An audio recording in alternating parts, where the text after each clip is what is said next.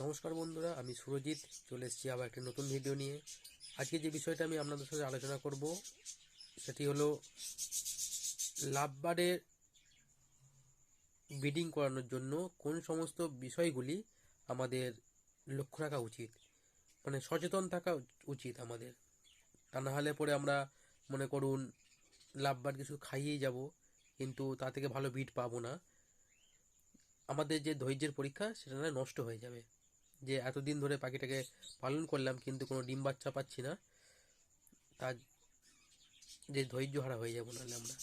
তো সেই বিষয়টা দেখতে গেলে আমাদের কি করণীয় উচিত, সেই বিষয়টা আজকে আমি আপনাদের সাথে আলোচনা করব। তো চলুন ভিডিওটা স্কিপ না করে পুরোটা দেখবেন।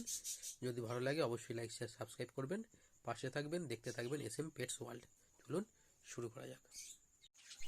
তো বন্ধুরা, লাভবার্ড পাখির সঠিক ব্রিডিং করাতে গেলে প্রথমত আমাদের যে সমস্ত বিষয়গুলি লক্ষ্য করা উচিত সেগুলি হলো পাখিটার বয়স যেন অন্তত 12 মাস হয়, অর্থাৎ 1 বছর। কারণ তার বয়স যদি না 1 বছর হয়, মানে অ্যাডাল্ট যদি না হয়, তাহলে কিন্তু তারা ডিম বাচ্চা করবে না। যতই আপনি হাঁড়ি দিন কিংবা বক্স দিন, মোটেও ডিম তারা পারবে না। মেটিং করবে কিন্তু ডিম দেবে না। দ্বিতীয়ত, লাভবার্ড পাখির সবথেকে বড় বিষয় যেটা সমস্যা হয় সেটা হচ্ছে male female confirm. Male female যদি কনফার্ম না হয় তাহলে পরে কিন্তু কোনো ডিম বাচ্চা পাওয়া যাবে না। অনেক সময় লাভবার্ড পাখি কী হয়, মেল মেল ফিমেল ফিমেল জোড়া নিয়ে নেয়, তাতে একটু সমস্যাই দেখতে পাওয়া যায়। এরপরে যে টপিকটা বলবো সেটি হলো লাভবার্ড পাখির জন্য একটি যথেষ্ট বড় কেজের দরকার।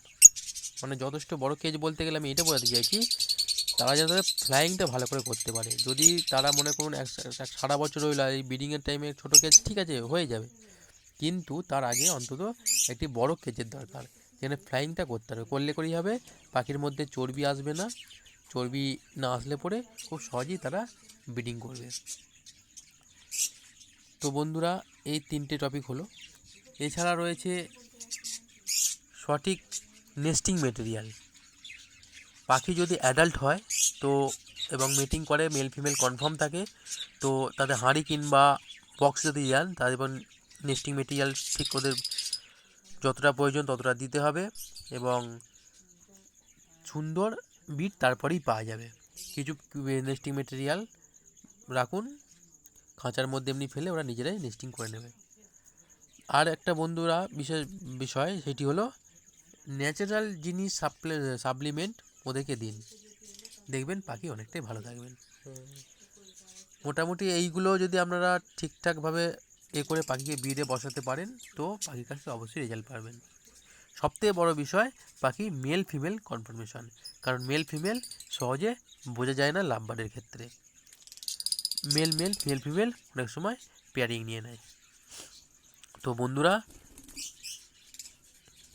সারা বছর ধরে খাইয়ে যদি আমরা কিছুই না পাই, যে ডিম বাচ্চা না পাই, আমরা এমনি হতাশা হয়ে যাব।